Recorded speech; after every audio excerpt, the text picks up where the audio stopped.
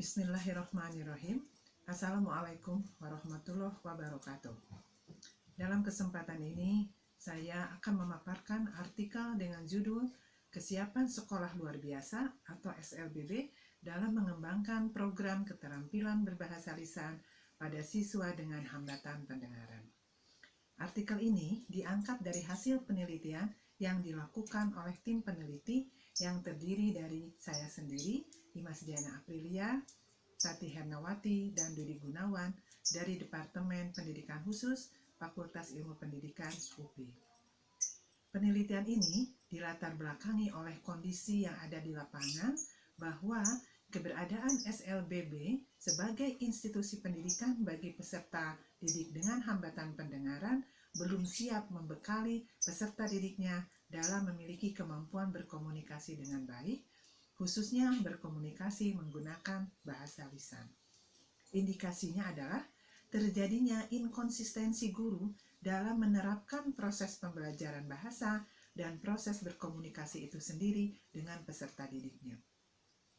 Serta masih terbatasnya program pembelajaran dalam mengembangkan berbahasa lisan. Sementara keterampilan berbahasa lisan merupakan prasyarat untuk berkomunikasi dan bersosialisasi dengan lingkungan masyarakat. Berdasarkan kondisi tersebut, maka tujuan penelitian ini adalah ingin mendapatkan gambaran tentang kesiapan sekolah, dalam hal ini guru, dalam mengembangkan program keterampilan berbahasa lisan pada siswa dengan hambatan pendengaran. Penelitian ini menggunakan metode deskriptif kualitatif dan data diperoleh dari guru kelas 2, kelas 3, dan kelas 4, serta dari guru PKPBI yang dilakukan melalui proses wawancara, observasi, dan studi dokumentasi. Teknik analisis yang digunakan adalah melalui reduksi data, penyajian data, penarikan kesimpulan, dan verifikasi. Temuan penelitiannya adalah sesuai tujuan penelitian bahwa penelitian ini difokuskan pada kesiapan sekolah atau guru dalam mengembangkan program keterampilan bahasa lisan meliputi perencanaan, pelaksanaan, dan evaluasi. Hambatan yang dihadapi dan upaya yang dilakukan guru terkait program tersebut, dan hasilnya adalah 1. Perencanaan program berbahasa lisan tidak disusun berdasarkan hasil asesmen dan dilakukan secara insidental. 2. Program keterampilan berbahasa lisan masih dibuat secara terpisah dengan program PKPBI dan latihan komunikasi atau latihan artikulasi, tetapi tetap mengacu kepada RPP. Ketiga, pembelajaran atau aktivitas percakapan sebagai dasar pengembangan komunikasi belum menjadi program yang menetap dan hanya diterapkan pada tema-tema tertentu saja. Keempat, pola dan metode pembelajaran bahasa menggunakan metode global kata dan metode maternal reflektif atau MMR. Kelima, pada materi atau topik tertentu, guru kelas sudah menerapkan strategi keterampilan berbahasa lisan, tetapi belum mengintegrasikannya dalam program kekhususan PKPBI dan program kekhususan artikulasi. Keenam, pembelajaran komunikasi dilaksanakan secara klasikal dengan menekankan kepada latihan membaca ujaran dan berbicara, latihan mengucapkan kata atau kalimat sederhana, meniru kalimat dari papan tulis, menunjukkan gambar. Sementara untuk materi persepsi bunyi dan irama, ruang lingkup atau materi yang diajarkan yaitu deteksi, diskriminasi, dan identifikasi. Ketujuh, evaluasi yang dilakukan guru sebatas kepada pembetulan fonem atau speech correction untuk kata-kata sederhana, menyuruh siswa untuk mengulang-ulang kalimat sederhana, dan sesekali menyuruh siswa menuliskan secara dikte. Sementara untuk PKPBI, evaluasi dilakukan dengan cara mengamati respon atau reaksi siswa terhadap bunyi yang diperdengarkan guru secara acak, dan guru mencatat respon siswa pada lembar pengamatan. Adapun hambatan yang dihadapi oleh sekolah adalah 1. Guru tidak terbiasa dan kesulitan untuk merancang instrumen asesmen bahasa dan melaksanakannya.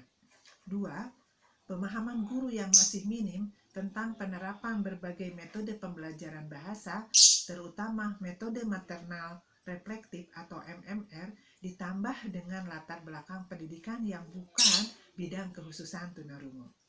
Yang ketiga, kurang adanya kesinambungan antara pemberian latihan keterampilan berbahasa lisan di kelas secara tematik dengan program khusus pengembangan komunikasi persepsi bunyi dan irama atau PKPBI dan program latihan artikulasi. Keempat, terbatasnya guru yang memiliki keahlian PKPBI dan artikulasi dan kurang dioptimalkannya ruang PKPBI dan ruang artikulasi menjadikan kesulitan tersendiri bagi guru kelas untuk mengintegrasikan pembelajaran bahasa lisan dengan kedua program khusus tersebut. Kelima, guru PKPBI lebih fokus mengembangkan kepada latihan persepsi bunyi dibandingkan latihan komunikasi, sekalipun pembagian alokasi waktunya sudah diatur sedemikian rupa. Upaya yang dilakukan oleh sekolah adalah 1.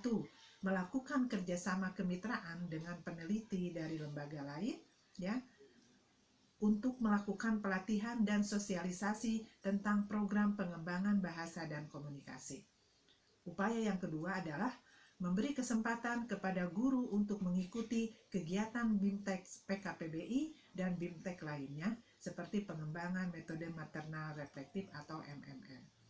Yang ketiga, memfasilitasi beberapa guru untuk menerapkan MMR melalui gerakan literasi sekolah sebagai alternatif dalam upaya penguatan peningkatan kemampuan berbahasa pada peserta didik.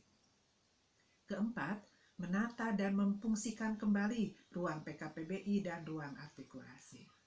Simpulannya adalah, sebagai suatu rangkaian dalam pengembangan program keterampilan berbahasa lisan yang dimulai dari kegiatan perencanaan, pelaksanaan, dan evaluasi, sekolah atau guru belum melaksanakannya secara sistematis, terstruktur, dan terintegrasi.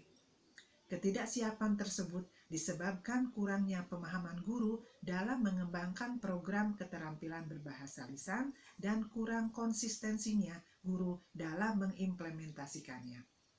Dukungan serta komitmen dari kepala sekolah untuk mengembangkan keterampilan berbahasa lisan perlu direalisasikan dengan monitoring proses pembelajaran bahasa dan aktivitas pembelajaran lainnya seperti PKPBI dan pembelajaran artikulasi sebagai satu kesatuan program yang terstruktur dan mengoptimalkan sarana prasarana pendukung seperti ruang PKPBI dan ruang artikulasi serta perangkat pendukung di dalamnya. Sekian penjelasan dari saya. Terima kasih atas perhatiannya. Wassalamualaikum warahmatullahi wabarakatuh.